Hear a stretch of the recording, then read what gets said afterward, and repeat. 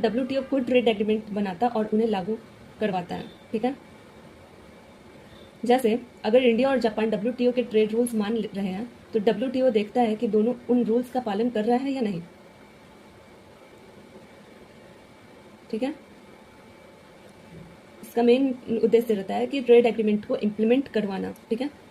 Trade disputes को solve करना, मतलब अगर दो कंट्रीज लड़ जाए तो डब्ल्यूटीओ जज की तरह काम करता है। जैसे इंडिया बोलता है अमेरिका हमारे स्टील पर एक्स्ट्रा टैक्स लगा रहा है, ठीक है।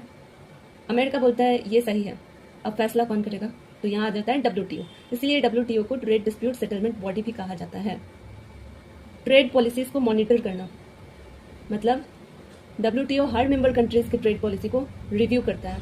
जैसे अगर कोई कंट्री अचानक बहुत ज़्यादा इंपोर्ट टैक्स लगा दे, डब्ल्यूटीओ पूछ सकता है तुमने ये रूल क्यों बदला।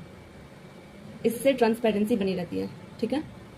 चौथा है ट्रेड नेगोशिएशन का फोरम देना, मतलब जब कंट्रीज नए ट्रेड रूल्स बनाना चाहती है तो डब्ल्यूटीओ उन्हें बैठकर बात कर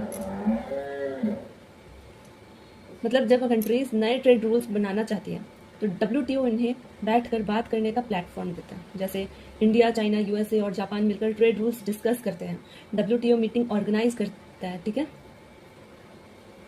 पांचवा है डेवलपिंग कंट्रीज की हेल्प करना। डेवलपिंग कंट्रीज इंडिया और नेपाल है, मतलब गरीब और डेवलपिंग कंट्रीज को ट्रेनिंग और टेक्निकल सपोर्ट देना। जैसे अगर किसी डेवलपिंग कंट्रीज को एक्सपोर्ट रूल समझ नहीं आता है तो डब्ल्यूटीओ उसका हेल्प करता है, ठीक है।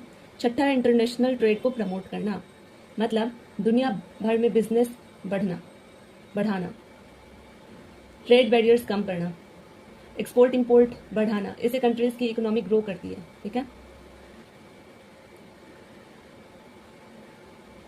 कंट्रीज इसको ईजिली समझ सकते हैं, तो कंट्रीज ट्रेड कम करना चाहती है, ठीक है।